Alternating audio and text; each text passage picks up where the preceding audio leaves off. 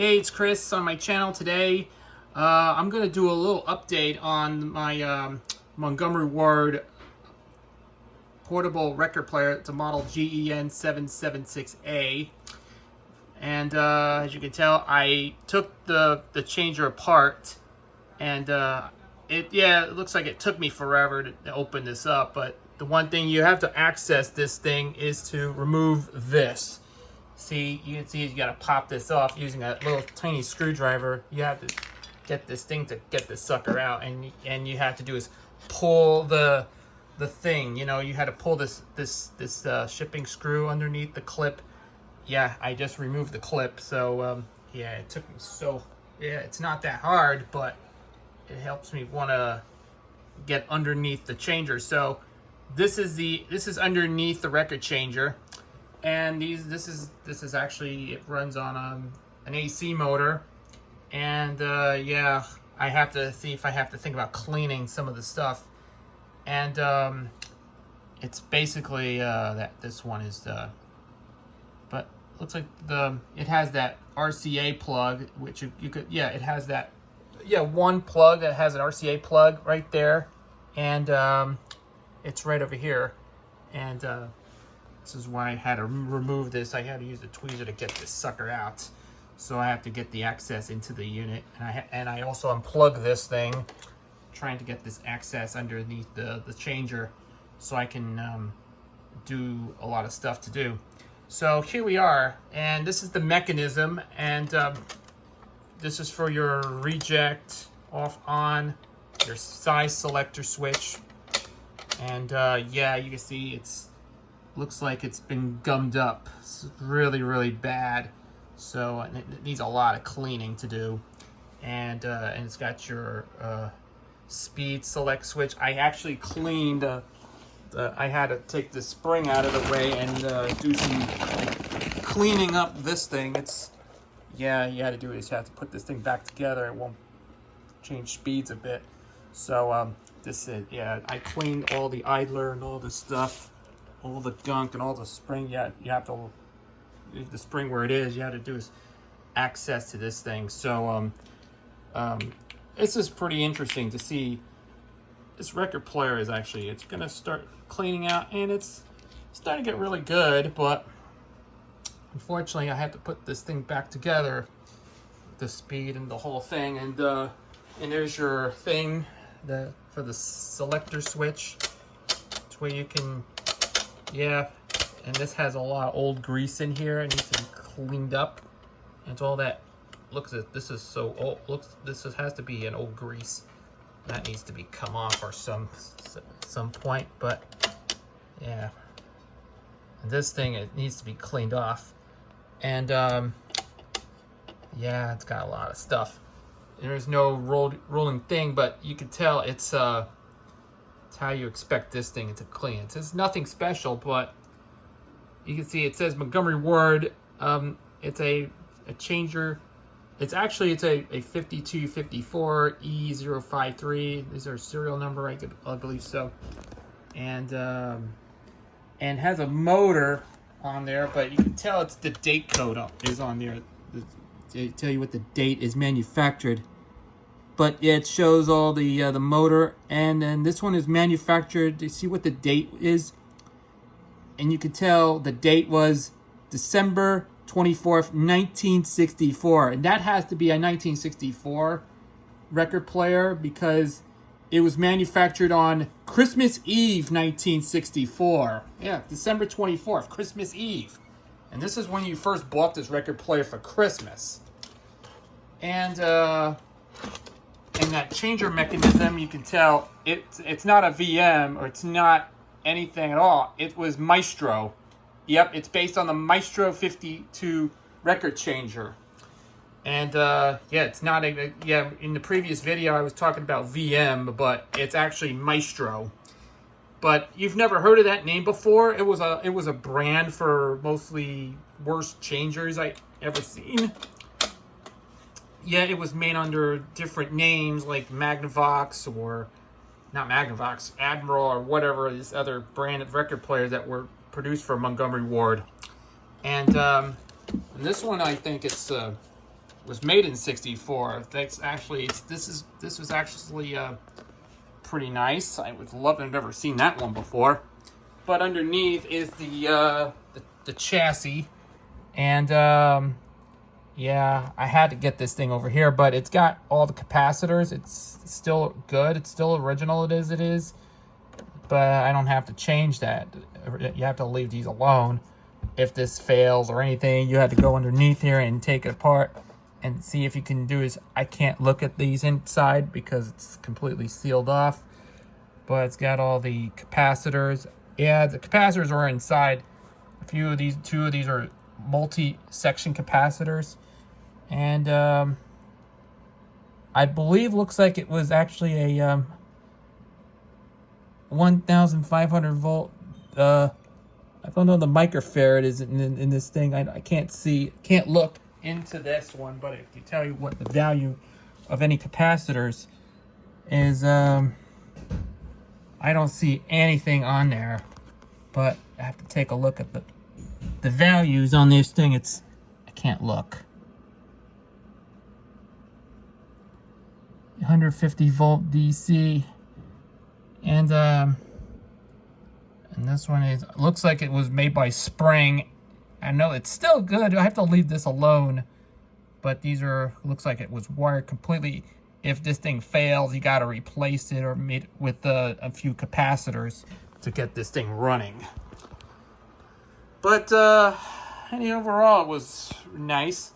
So I'm gonna stop this video. I'm gonna clean the changer, and after this, I gotta put this back in, and I'll have to give it a shot. So stand by. All right, we're back outside. Well, it took me all week to work on this record changer. I just actually fixed that up and finished up what I did. And of course, after I put back together the reject switch, when I hit the reject, the tone arm does not go back to the rest area, because I know there was one problem underneath there. There's that little thing with that little sticker. It's pretty much worn out.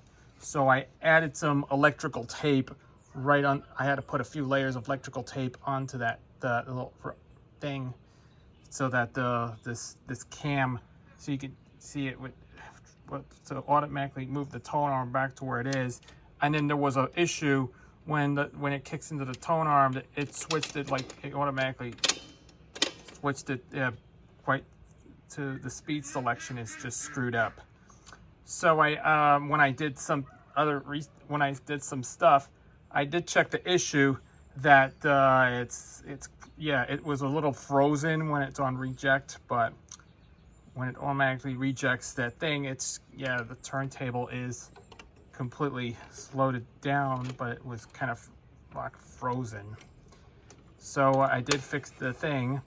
So all I did is I put electrical tape, I put everything back together, and this thing looks pretty nice.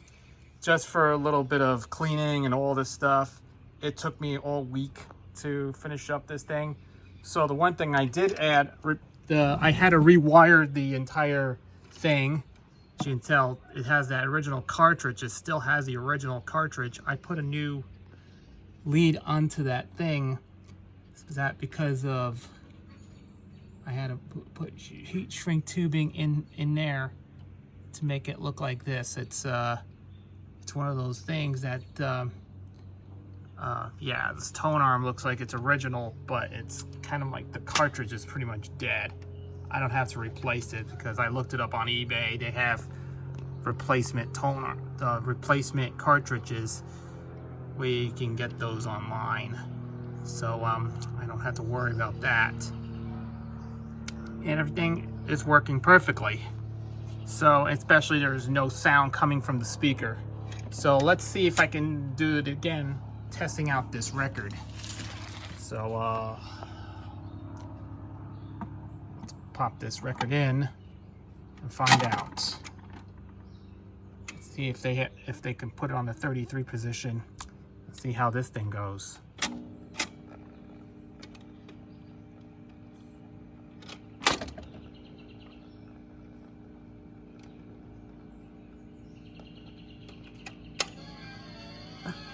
And there it is. It's playing right now. And like I said, there's no sound coming from the speakers.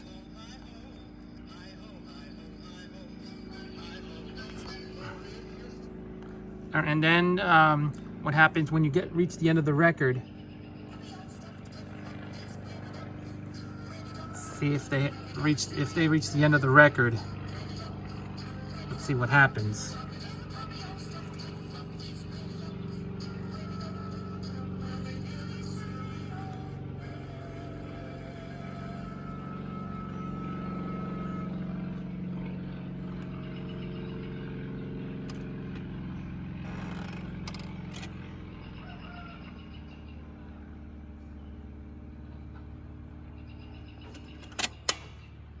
And then it automatically shuts off.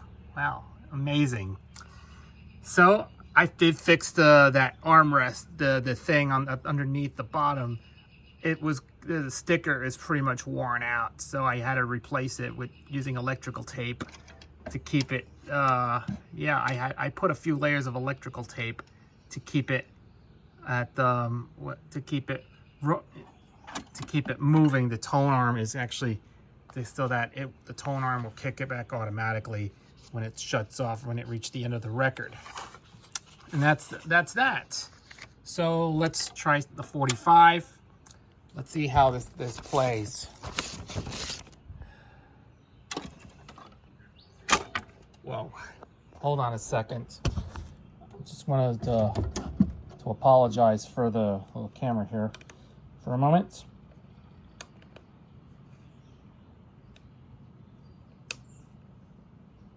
Here it is. It's back together. So I don't want that adapter going in here. Let's see if I can move the selector to the 7-inch position. Let's see what happens.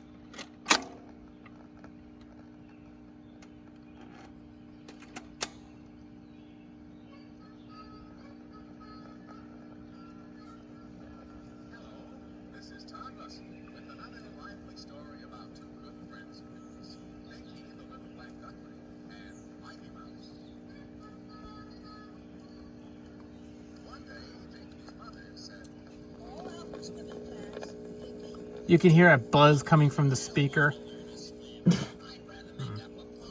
Excuse me.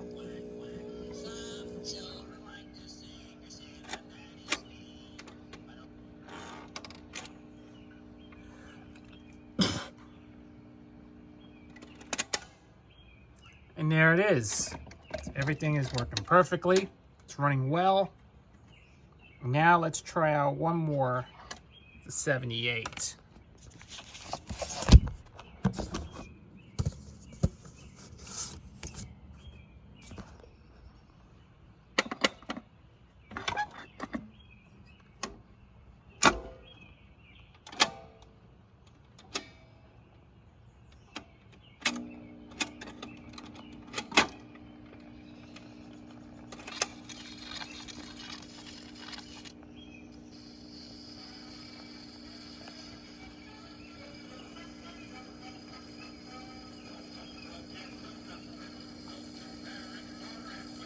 I know, as you can tell, the record is pretty much worn out. I'm just trying to test it out with a worn out 78.